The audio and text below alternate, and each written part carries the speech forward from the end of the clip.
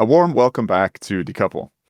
Today I'm joined by Jesse Ausubel, an American environmental scientist and visionary leader in sustainability and biodiversity research. He currently directs the program for the human environment at the Rockefeller University, where he designs scientific strategies to imagine and build a prosperous society that emits and creates little harm and preserves vast expanses of nature. Jesse, welcome to the podcast. It has been a long time coming. The name of this podcast is Decouple. I really credit you, I think, as an intellectual godfather alongside folks like Stuart Brandt for the very sort of founding philosophy of this podcast. So it's about time, 5 years in, that we had you on. Thanks very much, Chris. Happy to be here. Happy we're coupled. So, in terms of your introduction, I had 3 more paragraphs to read here. You have had a long and storied career. You don't look it, you don't act it, but you've been around for a long time. A few highlights: you were one of the lead organizers of the first UN World Climate Conference in Geneva in 1979. I guess the precursor of the IPCC.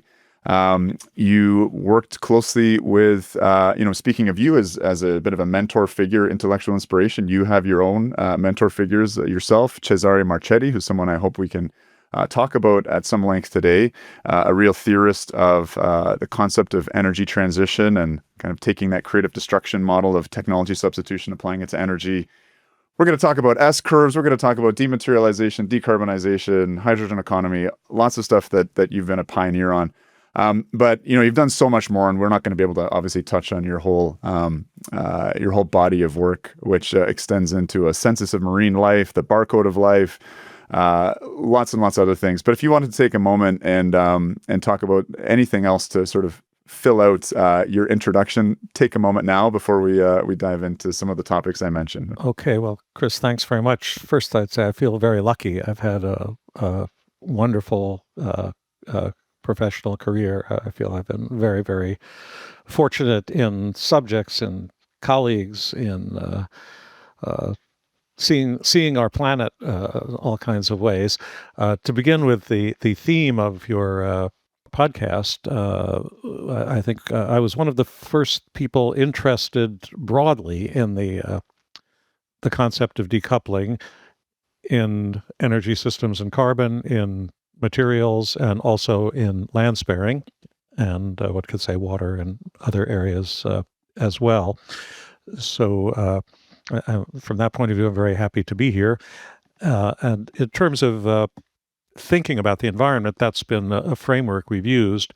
At the same time, in parallel with the analytic work that goes with studying decarbonization, dematerialization, land sparing, I've been devoted to just thick description of nature's, thick description of the planet as it is. And so a lot of other people know me as somebody who's just been deeply committed to and involved in trying to improve observation of especially of the oceans, but in general, just trying to know what's actually there. And I feel one should never underestimate in research and science the importance and the challenge still of just describing the world as it is. Models are great, but they're dry toast without the data. Yeah, and you actually have the distinction of having a deep-sea lobster, the Decouple Ausubeli, named after you. So congratulations on that achievement. Yes, lobster, and actually a genus of bryozoans also, the Gessithoa. So both of my names are in the biodiversity literature. Very cool, very cool. May we all aspire to to such distinction. Okay, so listen, as I mentioned, you've been around this space for a long time. You've been an intellectual architect of, I think, what we would call the eco-modernist movement, which is part of what this podcast sprang out of. I have to confess, I'm, having a bit of a crisis of faith, as it were, in terms of encountering some counterfactuals to narratives of dematerialization and decarbonization. So I'm really excited to chat about some of those with you. But before we get there, I just want to again hop in the time traveling machine of your hippocampus, your the memory storage part of your brain, and travel back to again sort of that period that formed you. And we're going to leave aside and maybe have a separate interview where we're going to talk about all the wonderful observations of life and cataloging of marine ecosystems, and really focus on these questions again of decarbonization, dematerialization, energy transition. You again had the pleasure of working alongside Cesare Marchetti at a very interesting institute, the International Institute for Applied Systems Analysis. I'd like you to take a moment to again take us on a little time capsule back then. What was this institute? What were you guys up to? What were some of the key contributions that were made at this time by yourself and your mentor? I first went in the winter of '78 to a conference on energy and climate. Was very impressed by the people I encountered. I was especially impressed by Marchetti, Cesare Marchetti, an Italian physicist, who gave a talk about energy islands, something I think you've followed. Maybe just briefly, just describe what those are Well, for a second, because I think they're fascinating. this was a futuristic idea where you would have very large nuclear power plants on floating barges in atolls in the Pacific Ocean or elsewhere, together with kind of super tankers, and the nuclear power, these large nuclear power plants operating at very high temperature would not produce electricity. They'd produce hydrogen, which solve the problem of energy storage or address the problem of energy storage. And the nuclear waste from the power plants would be injected directly into the crust as very heavy titanium metallic cylinders, where they would sink through the crust to the crust mantle interface. So the concept addressed the issue of nuclear waste, which was a great concern at the time, as well as the issues of energy storage. And Marchetti's sort of sci-fi concept was that, let's say, 10 or 12 of these placed around the world could provide much of the storable fuel that one might need, especially for the transport system. And these weren't forecasted to be small. We were talking like 100, 200 gigawatt, mega energy islands from what I recall. And it's interesting. I think he went to Japan several times, and this idea of that Japan's always had or has had going back quite a ways in terms of maybe being a hydrogen superpower one day.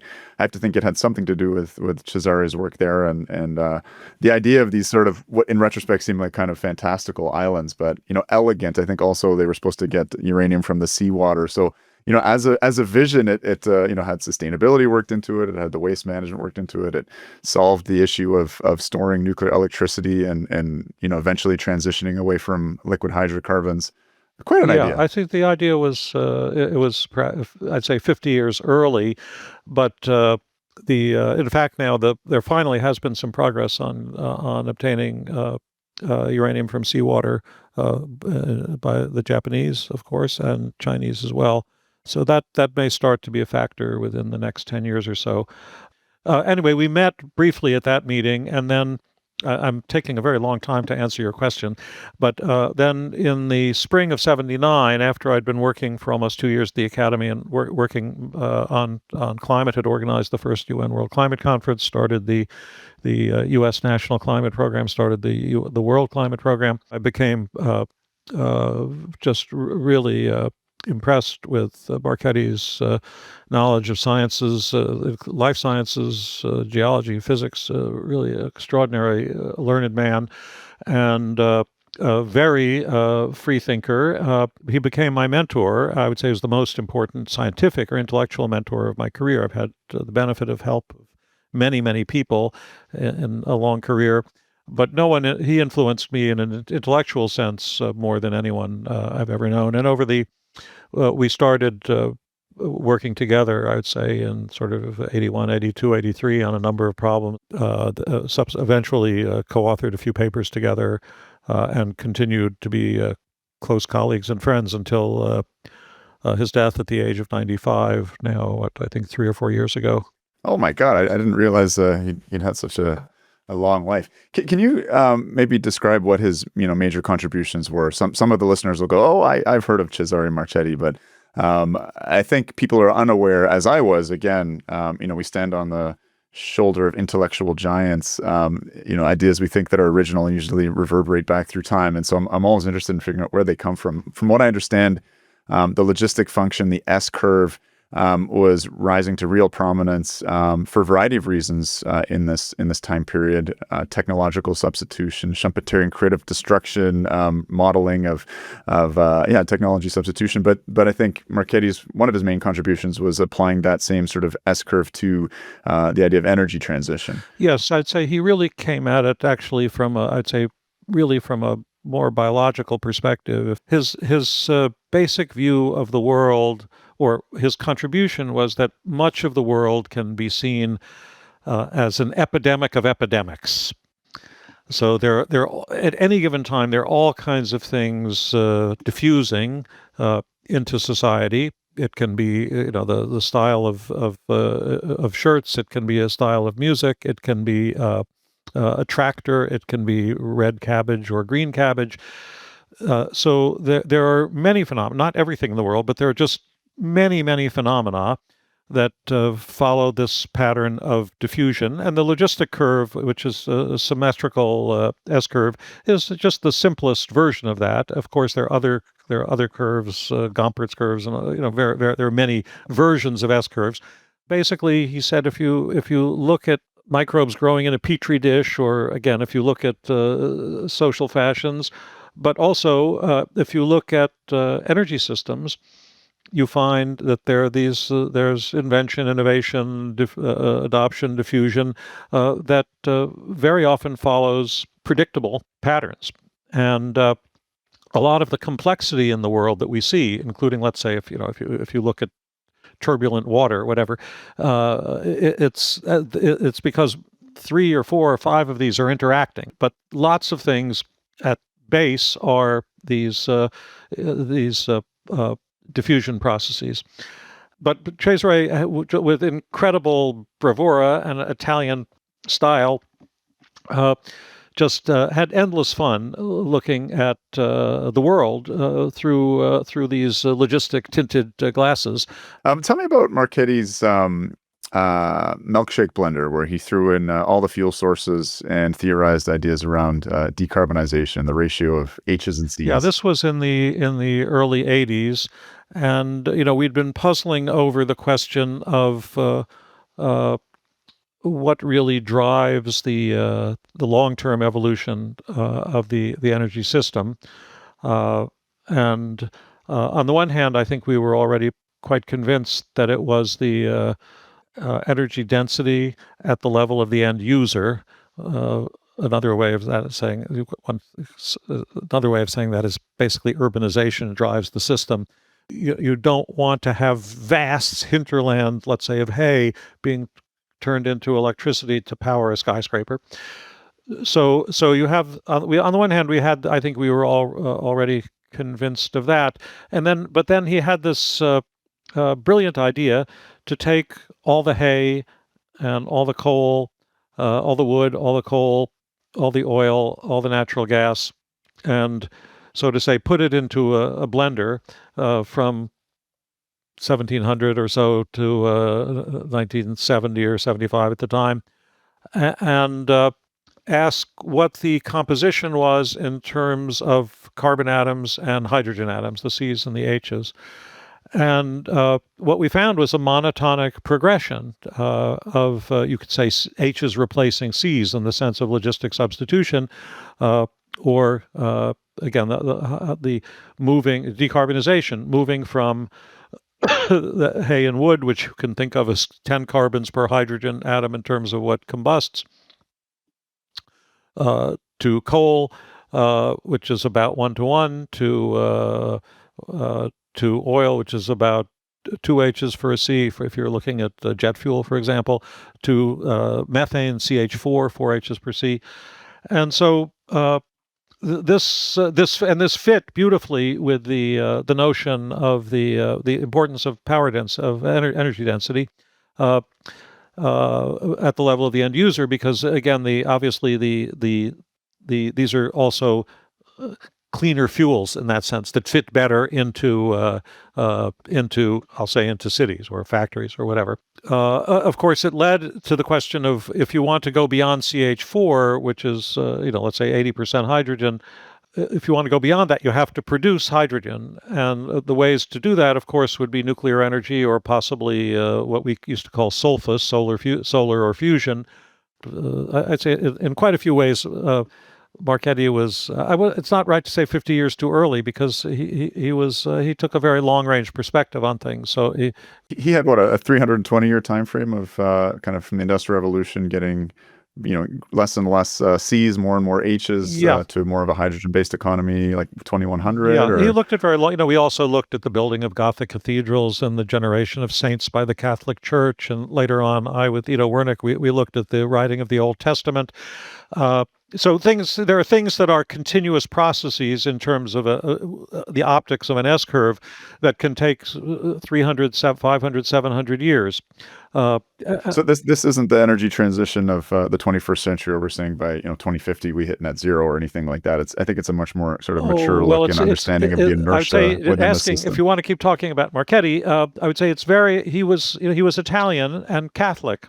Not he didn't go to mass, but he had a very Catholic view of the world in terms of I'm contrasting Catholic and Protestant here in terms of strategies and fate. And Catholicism is a religion in which providence and fate play a very large role. And of course, a lot of the Protestant Reformation was about salvation by works alone. Marchetti very much had a view that I'd say the system, he used to like to say, don't forget the system, it won't forget you. The system has dynamics of its own.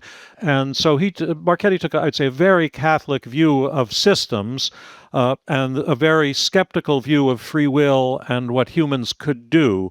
And so he kept finding these patterns which played themselves out over long periods of time. The humans are actors, but they're given scripts to a large extent. Yeah, I want to challenge something that you mentioned there in terms of, I think you're well known for championing this idea of power density. And I think it's very interesting, this idea of the end user driving that. But just as we, strip off more and more carbons or add more hydrogens or eventually get to pure hydrogen, oil is probably the most dense of the fuels that we have. I mean, when we liquefy natural gas, it gets pretty dense. But volumetrically, even liquefied hydrogen is not very dense. It's 1/3 the density of natural gas. Like, it almost seems like there's these compelling. I guess this is probably something that modelers are prone to. These like beautiful narratives, right? Like, and I agree. There's like a poetry to this idea of like fewer and fewer carbons, more and more hydrogens. But you're actually kind of, when you get to hydrogen, there's things that are just fundamentally baked into the chemistry, which make it much harder to handle than say methane, even in terms of its flammability, its terrible problems of embrittlement of storage containers. In terms of it having liquefaction temperature pretty close to 0 degrees Kelvin,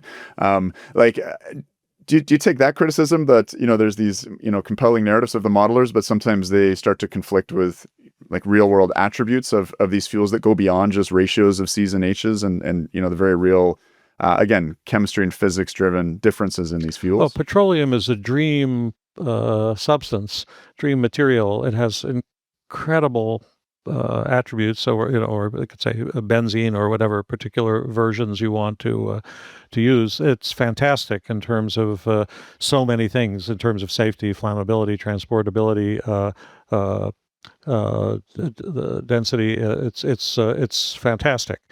So in that sense, to shrink its market share, one has to compete very hard, and now, and I would say broadly speaking, again, if you think of the carbon fuels, whether it's wood or coal or petroleum or gas, natural gas, methane, they all have wonderful attributes. So they don't just roll over and die. There are niches where they're extraordinarily persistent, and people keep working on things. There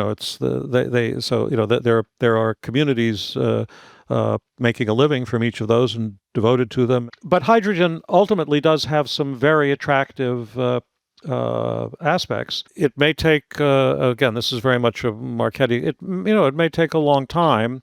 Maybe who knows? Maybe it'll be 2070 or 2100. Maybe it'll be metallic hydrogen, which would be super dense. So there are big technical challenges for scientists and engineers to address. But again, I would say, that's life. I mean, some things take a very long time. I think it's very likely that hydrogen will keep it'll keep making progress, and so yeah, I would say later in the century, I may not live long enough to see it. But I think hydrogen will have its time as in terms of market share. I mean, hydrogen's been around on a small scale for a long time. Maybe to challenge this idea of the end user driving energy density again, from a abstract perspective, it makes sense. But when we look at the real world right now, something I think about Marchetti's energy islands. And have you heard of the Inner Mongolia energy bases that Chinese are building right now? No, I haven't. It's pretty fascinating, right? So they're building ultra high voltage long distance DC lines from Inner Mongolia, thousands and thousands of kilometers to Beijing. This is a big investment. You want a high capacity factor to justify the investment in those transmission lines. If you're just running, solar down them and you're only using them 20% of the time, it's not a great investment. So what they're doing is they're building 8 gigawatts of solar, 4 or 5 gigawatts of wind, 5 gigawatt hours of batteries, and 4 gigawatts of coal. Right. And essentially using the renewables to decrease the utilization of that coal.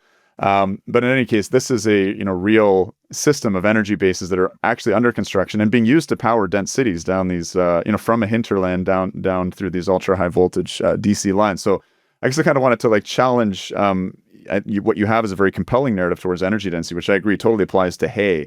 And listen, I hope I'm not coming across as combative on this. Is because I very much subscribed, and I find some sort of counterfactuals that start to sort of shake me a little bit in some of the sort of dogmas that I think I've kind of inherited. But what do you think about that I guess real world phenomenon of these energy bases as I've described them? Yeah, I'd like to talk about the counterfactuals. I think that's not the right way to think about it. But I don't know much about those particular examples. I do think that whether it would be in Idaho or with hydro in Hudson's Bay and James Bay for Canada, with the high voltage, of course, it's possible to move energy at a continental scale, and particularly, by the way, again, if we have had some progress with superconductivity, that could help too. And you may, in the around 2000, 2002, I was involved with the Electric Power Research Institute in the U.S. and some people at the University of Illinois, a brilliant engineer named Tom Overby, on imagining what we called the continental supergrid for North America. And there are some, we published some papers about that. And so I love the idea of continental scale supergrids. And it's the same idea as Marchetti's energy islands. They don't have to be 100 gigawatts, but let's say if you have 10 gigawatt or 20 gigawatt or 30 gigawatt power parks, then you can see a very large area. And Marchetti and I wrote about this in our paper Electron in 1995 or so. So the idea of these are very big facilities, and they could power several cities. It doesn't go against the idea of the density. Again, I think that the pace of growth of electricity demand in China is astonishing, and so they can't solve the problem with a few solar panels on I'll say the roofs of skyscrapers. You have to address it in a very, very big way. They have all these cities with 10, 12, 15, 20 million people. And if you can site something remotely and transport it, I would say I see that as consistent with what I was describing. Now, I'm not enthusiastic about wind, and I'm not enthusiastic about coal. Solar, I think, is better. And maybe the solar niche will prove to be pretty big. Maybe it won't. Uh, but certainly, I would say again, part of the vision of nuclear could be, again, I'll just for the U.S. I'll take the example of Idaho. Uh, it might be, for a variety of reasons, successful to build, let's say, a 30 gigawatt nuclear power park, or I'll just call it a power park in Idaho, and then supply, Denver and Seattle and whatever. So the idea of working at the continental scale, again, one has to take a long range perspective. I think there will be also, again, the possibilities for Russia, for Siberia, to export energy either as natural gas or as electricity to China is also very real. And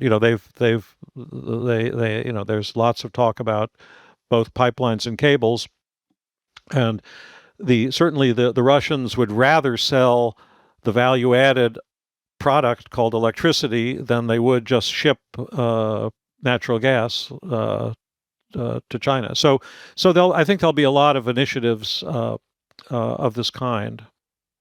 But I want to go back to your counterfactuals. Oh, sure. I think this is a bit like what I was saying about Protestants and Catholics. Of course they're both right. I mean, in the sense that Marchetti is right that there's a lot to be said for fate and destiny and strategies and providence.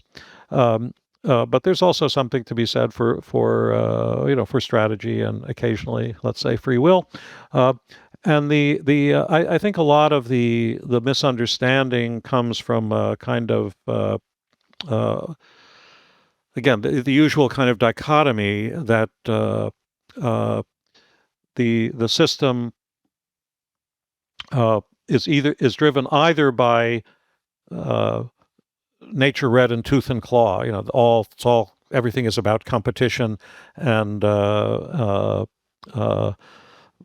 bloodshed and murder and warfare, or that the system is driven all by mutualism and symbiosis. And this is a long-standing discussion, and Darwin himself wrote about this, the famous Tangled Bank. And I feel like sometimes in the energy debate, we would do well to read a bit of evolutionary biology, and of course, they're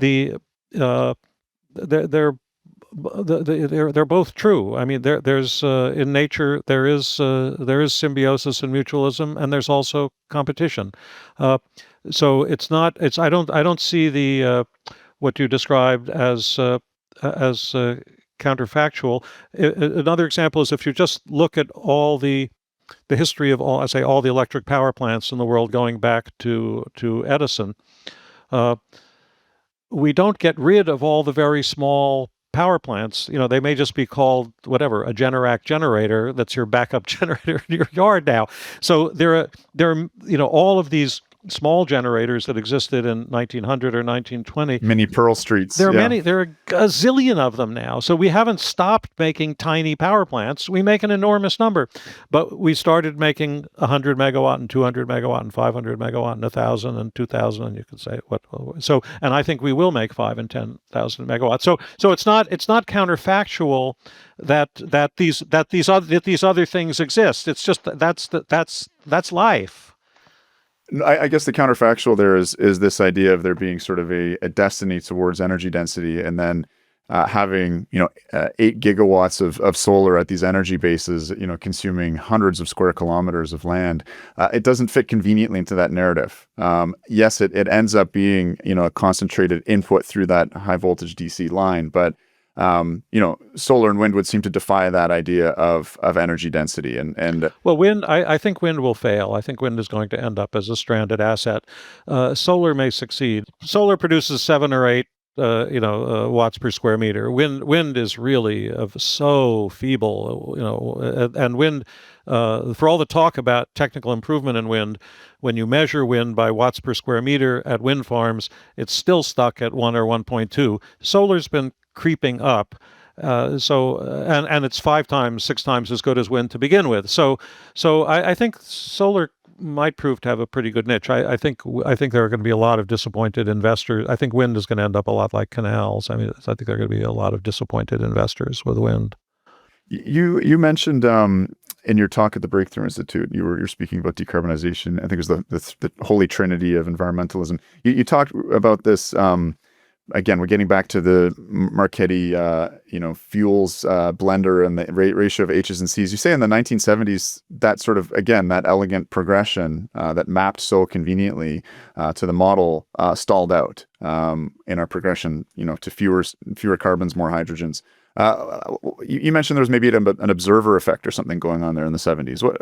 Help me understand more about what happened in that moment and your explanation. It's a conjecture. It's or hypothesis. It's it may not be the reason. Yeah, I would say broadly speaking, sometimes when you make individuals or families or societies self-aware of something, it changes their behavior, at least temporarily. And somehow it seems to me that it's the discovery of energy policy, energy strategy, the creation of ministries of energy, all of this that happened so intensely during the 1970s, one might conjecture had the effect of an enormous self-consciousness for every part of the system, including coal. And so and what do? You defend the status quo. I'd say it's a hypothesis, but that explanation is that by making everybody look in the mirror, the oil industry, the gas industry, the nuclear industry, and everybody looked at everybody else, and everybody was scared. Let's say that nuclear was growing or gas was growing, and so they circled the wagons, or mixing metaphors, and held their ground successfully. So, and this explains again the kind of return to coal in the 70s and this, going away from, going to more carbons, essentially away from gas and oil. Yeah, not away from gas and oil, but one has to separate the growth of the planet. I mean, we're now 9 billion people. So obviously we're going to be using more energy than when we were using when we had 5 billion people. So part of what's happened, part of the growth, I'd say, for example, in the wood products sector, the consumption per capita hasn't changed very much, but the total demand for wood products has gone up because there are a lot more people. This is the famous iPad or impact identity, but so you can the absolute amounts can stay the same or grow while your market share is shrinking. Coal was just to say within the U.S., coal was very shrewd. It put together a political alliance of West Virginia and Wyoming, Democrats and Republicans, Senator Byrd and Senator Simpson, and they were very shrewd in terms of doing what they needed to do. The gas industry the natural gas industry didn't get out from under the shadow of the oil industry. Then you had the Enron fiasco in the 90s, where Enron wanted to be the first natural gas major, which was the right way to go. But then poor Ken Lay hired crooks to run his trading. And so I'd say there were some, sometimes in that sense, going back to, Marchetti and the genetics, sometimes history matters and these things. So I think the net effect of that in the U.S. was that coal hung on for a few decades longer than expected. And now, of course, in the U.S., it has been declining again since about 2007, 2008. And I think Trump's efforts to revive the coal industry in the U.S. are very unlikely to succeed. The growth of the coal industry in China and India is not a love of coal. It's an all of the above. When you're an expanding object, when you're growing at one time 14% a year, now maybe merely 8 or 6, you just sort of, you gobble all the calories you can. You eat whatever is available. So I think a lot of what we've seen with China and India is just, again, it's an all of the above. It's not that they love coal. But I think coal will also. I think all the talk about the coal industry is dependent on other industries as well, including the railroad industry. And it's going to be very interesting to watch in China and India. India has a lot of problems with its railroads. China has invested $1 trillion in its railroads. Uh, uh, the Whether that'll be enough for to move the coal around, I don't know. But now, if they do mine mouth things in Inner Mongolia, that may help. But anyway, we'll see whether these recent investments. It wouldn't surprise me if some of the investments in China and India are stymied because transporting the coal uh, uh, by rail, it just doesn't work. I mean, the growth doesn't work. I guess again, like the skepticism I have around the elegance of these kind of trends and modeling, the decarbonization as a proportion of hydrogens in our fuels, and that 1970s blip. Like, there's big geopolitical explanators, like the OPEC crisis, which I think was a big driver towards embracing of coal in the U.S. and luckily more nuclear in Europe. But also geography, right? And I mean, China just doesn't have a huge amount of gas, so they use coal, and so it feels like there's a mix of trends that we can see driven perhaps by the density of the end consumer, but also there's a lot. The world's a messy, complex place, and it's just China has huge coal reserves. India has huge coal reserves. China's quite worried about importing oil and LNG through the Straits of Malacca or through the first island chain. There's a lot going on here, but it was really interesting. And maybe we'll throw up that graph of this progression to less hydrogen, to more hydrogen, less carbon, and how it really does sort of stall it in the 70s and 80s. Yeah, I love it. But again, as you mentioned, I feel in terms of the environmental trinity, the world has done well and continues to do well on land sparing. I mean, we're producing a lot more calories and protein without doing all the terrible things that I grew up being warned about. In fact, the greening, the biosphere of the planet has been stable or grown since 1990 or so. Although in particular places like the southern Amazon, it suffers very badly. But globally, the biosphere has been growing, notwithstanding the enormous increase in the production of calories and protein from agriculture. So that decoupling, I think, is going pretty well, and I think the outlook there is good, especially if we reduce the waste in the system, if we have some dietary changes, and so forth. The decarbonization, I would say, stagnated, but I think again, I think the signs in the 2020s, notwithstanding the coal in China and India, I think it's pretty clear that natural gas and nuclear and efficiency in that sense are going to will prevail through the century. The real question, I think, is about the dematerialization, and the question of I think in terms of the environmental trinity, I feel like in terms of our own analyses, where I feel I won't call them counterfactual because we never asserted that. We didn't predict dematerialization the way we predicted the decarbonization or the land sparing. It was always a question, and I think it's really a wide open question. Whether we are going to continue to deploy more stuff, or whether we really are entering the world of virtual reality and augmented reality, and people will be happy with just a world of illusions.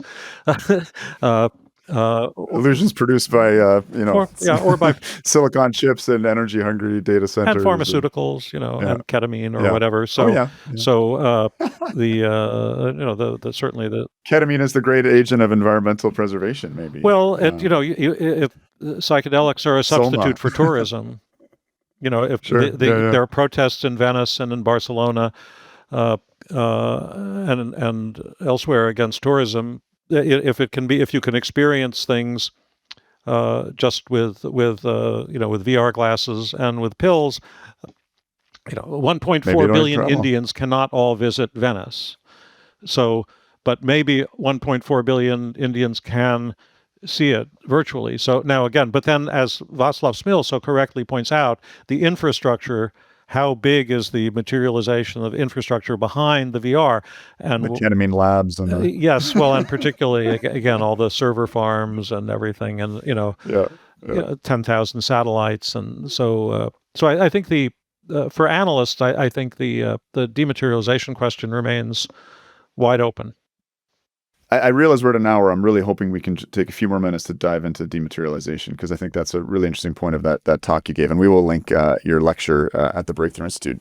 So I think you referenced a paper that you're a co-author on, Is America Dematerializing, in that talk.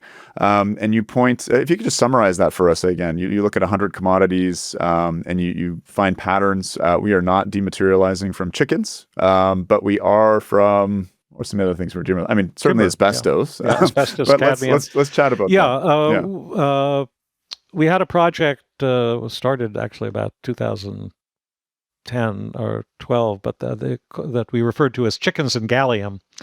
And we looked at the use of 100 different commodities in America, originally from 1900 to 2000. And then when we finally published it about a year ago, we went up to 2020 for those for which we had the full span of data. And we put them into three baskets. Those commodities in which both the absolute and relative absolute amounts and the amount per GDP per dollar increased, which we consider pure dematerialization. Those which the absolute amounts and the amount per dollar of GDP decreased, which is dematerialization, and then those in between. And much to our happiness, we found that only about a dozen materials were really materializing, in the sense that the absolute use and the use per dollar of GDP were increasing. And exemplary are chickens. This is a very beautiful example, I'll say, of logistic substitution. Poultry has overtaken beef and pork in the competition to produce meat. I mean, in the same way you can look at CDs or vinyl or streaming or tape cassettes as competing for a market, or you can look at oil, gas, and coal. You can look at different meats, including fish meat or sea meats, competing for market. And chickens are incredibly efficient machines. A broiler chicken takes only 40 days to slaughter. The bones don't weigh much. If you think of cattle, they take 2 or 3 years. They have these heavy bones. There's a lot more to discard. So, a chicken is like a BYD EV or something. It's an amazing machine, biological machine. And poultry was not really all that popular around the planet. And it's had this incredible growth over the last 50 years or so, not only in the U.S. And I guess like the decarbonization equivalent of meat is essentially, this is the lowest carbon meat around, because it's just so efficient at converting feed into meat. It saves water, it saves land. Yeah. So from that point, those points, it's good. So anyway, so there are chickens, and then there are a couple other things that are sort of in the chicken category, and then a lot of what's materializing are what I like to call the vitamins. It's things like gallium and some of the other rare earths, which are used in terms of tonnage in very small amounts to enhance the value of iron or other metals or other materials. So those are really materializing. Then there's a bunch of things that are really dematerializing, including some very bad things like arsenic and cadmium, but also timber and some others in the U.S. And then they're about I should remember the exact number, but I'll say there are about 40 that are dematerializing. There are about 50 that are in this in-between category of usually decreasing in per dollar of GDP, but still increasing in absolute amounts. And then only 10 or 12 that are really materializing. Now, we hope to we'd like to find some people to partner with to do similar studies for China and India, because of course the environmental fate of the world lies largely with what those two countries do. Uh, so but we were pleasantly impressed and a bit surprised to find that when one does these 120-year time series, that the trends for America for dematerialization are pretty good. Some of that, of course, reflects offshoring manufacturing. Yeah, I was going to ask, is it possible to really have this question adequately answered if you're explicitly excluding embedded materials, given, that the U.S. has transitioned into more of a service or fire economy, finance, insurance, real estate, and has offshored a lot of its manufacturing and heavy industry, and now imports, in that study, I believe iron or steel is plateauing, but we don't make a lot of iron and steel anymore. Aluminum in the U.S. That's happening in China, or we've got a bunch of aluminum in Canada that's getting tariffed right now. Yeah, 'cause the U.S. actually still does some aluminum in Kentucky and other places. But About no, there 15% of there its is a needs. there Yeah, is an yeah. element of that, but it's also true that the U.S. But exports. is it a minor element or is it the major element? Because again, like I've called this podcast Decouple, right? I'm attracted to this notion, but other than land sparing, I'm really starting to question: is it happening?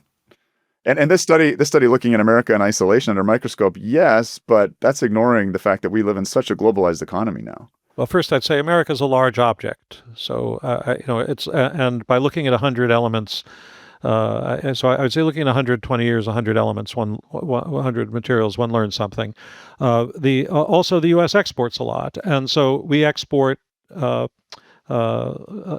of you could say we export land and water because of the agricultural exports and the materials that are used to grow the crops, the fertilizers, the potassium, the nitrogen, so forth. So those are very, very large, crucial materials. So I would say the paper discusses some of uh, the questions that can be raised about this. But I think the picture it also does represent the maturing of economies, uh, so that as China has to build enormous amounts of housing. Of course, Africa will need to build enormous amounts of housing, and that means glass and metal and pipes and all the stuff to build roads, the concrete and the tar, or whatever. And India will a lot as well. So partly it may reflect that the U.S., even if as it grows to 340 or 350 and probably to 400 million people, it's we don't need to double all the dwellings and so forth. So I'd say it summarizes several developments. Maybe a kind of end state. Yes, it's true. Once China's built all the infrastructure it needs to build, I mean, there'll always be new things to add and things to replace, but they'll have not the same sort of steel requirements, but somebody in the world has got to be making it. And it strikes me there's a list that are increasing: chicken, for reasons we obviously mentioned, the vitamins, niobium, titanium, those sorts of things, just because modern materials just require them. The plateauing, to me, that group seems to be very sensitive to globalization and sort of embedded materials. And the ones that are decreasing, I mean, asbestos, well, it's banned. It's a carcinogen. Cadmium, similarly. Incidentally, I used to be a painter, and my favorite color was cadmium orange. Painting actually is one of the worst occupational exposures out there. But in any case, the ones that are decreasing, a lot of them seem to be related either to being toxins or things like, I guess, sodium sulfate, which we don't make as much glass or textiles or detergents or do quite as much pulp and paper as we used to. So anyways, it was an interesting study, and we'll definitely reference it for people to have a look at. I guess maybe in closing, if there's anything if you wanted to respond there, if there's anything else you wanted to touch on. I mean, there's so much more, again, drawing from your career, Jesse, that we could chat about: industrial ecology, that kind of things. But I think in terms of that trinity, we're luckily, I think we managed to chat about that. But anything else you want to kind of expand on in our closing time together? Well, I would just come back to this biological sort of view of that human society is all life, we evolved both through competition and cooperation. So in thinking about energy systems, one needs to be alert to the logistic substitution and the competition, all these kinds of things, and of course, one also needs to be alert to mutualism and symbiosis. And I feel like, in the same way, one has to be alert to demand side and supply side, and I feel like there are a lot of the invective and hysteria and misunderstandings uh, have to do with people overstating the case for one or the other, or in some sense neglecting the obvious in the way they present things. As someone who's been involved a lot, I don't know if you describe yourself as a futurologist, but certainly through modeling, one makes predictions and develops trends and tendencies. What would you say are like? And you've had a very long career. You've dabbled in so many different domains, but I guess in the sort of topics that we've talked about, or maybe other ones, what are some things you feel like you've got wrong over the years? Human diet. I thought there would be more change. I mean, the chickens have really won, but people are consuming more calories per day, pretty much. I mean, maybe it's an S curve. We haven't found it. Uh, the majority of meals are eaten outside of the home now in the Western societies, in restaurants, and portions are very large, and the kinds of foods that people are buying, the the meat substitutes have not done well so far. The meat alternatives. Uh, so I would say I think I would say that was one area where I expected a more rapid evolution. I expected a slowing of population growth, but I did not expect the really fast uh, fall in Latin America, in almost all the world except parts of Black Africa. Uh, the idea that the birth rate in Iran is the same as the birth rate in Germany. I mean, the fertility rate. It's uh, that's uh, that's been a surprise. And I don't think we've thought through yet there's a lot more thinking to be done about the implications of uh, the slow population growth and the possibility of what we've called peak human, that we may really peak somewhere between 9 and 10 billion. That's very important for obviously for energy systems. Well, one area that I've kind of really reevaluated recently, and only very recently, to my shame, is batteries, and just how the energy density it's still nothing compared to gasoline, for instance, but the cost downs, the energy density, and then the transition towards lithium phosphate, lithium iron phosphate, and even sodium ion technologies, meaning that we no longer needing cobalt or nickel.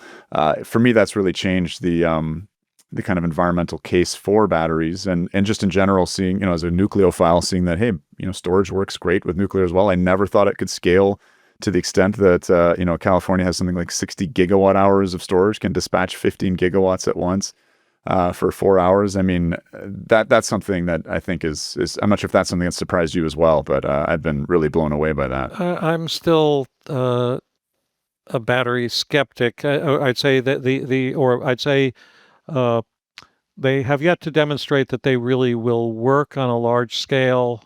So there are a lot of promises, a lot of press releases, from the EV producers, from others. Uh, you know, but Tesla is still basically selling, a 30-year-old Panasonic battery. So uh, let's wait and see. I'm very interested in nuclear batteries. The very, very micronuclear, I think, is fascinating, uh, and that could be very important. Yeah, I don't. And batteries, of course, from the point of view of materialization, they're still very heavy and bulky. So the improvements, and whether they'll really recharge, 1,000 or 10,000 times, and then the recycling issues, even without the cobalt or whatever. We need very good systems thinking about the mine from the mining through the recycling reuse. Yeah, I mean, without the cobalt and the nickel, there's not much of a rationale to actually recycle them because you just have some fairly low value lithium depending on where the market is there. But in any case, we have to cut it somewhere. Jesse, it's been fabulous. Again, it's been 5 years coming. Really, really appreciate you taking the time. Great to meet you. And I hope to have you back at some point. Okay, Chris, thank you. And thanks to your listeners. Today's episode was made possible through a generous donation from the Xerxes Foundation and from listeners like you making pledges on our Substack. If you'd like to join the tribe, please do head over to our Substack, smash that pledge button, or if you would like a tax-deductible receipt, you can hit the donate button and make a contribution through our fiscal sponsor. We genuinely appreciate your support. It is only through your generosity that we are able to continue to offer energy literacy on demand.